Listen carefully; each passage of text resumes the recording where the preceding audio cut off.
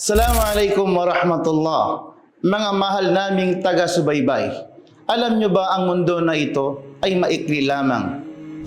Sinabi ng isang lalaki kay Ali radiyallahu an, "Sif lana ad-dunya." Ilarawan mo sa amin, o Ali, ang mundo na ito. Sinabi ni Ali radiyallahu an, "Utilo am uksir?" Pahabain ko ba o paikliin ko ang paglarawan? Sinabi ng mga tao na yon, "Bal aksir." Maikli lang ilarawan mo sa amin. Sinabi ni Ali radiyallahu an, "Halaluha hisabun wa haramuha narud." Ang pinahintulot dito sa mundong ito ay tatanungin sa kabilang buhay. At ang ipinagbabawal sa mundo na dito sa mundo, sa kabilang buhay, ay may parusang impyerno ng Allah subhanahu wa ta'ala. Sinabi ni Imam Ahmad ibn Hanbal, "Faman lam ya'mal huna, nadima hunaka."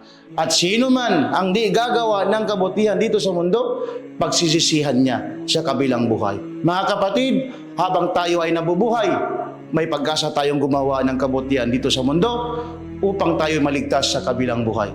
Assalamualaikum warahmatullahi wabarakatuh.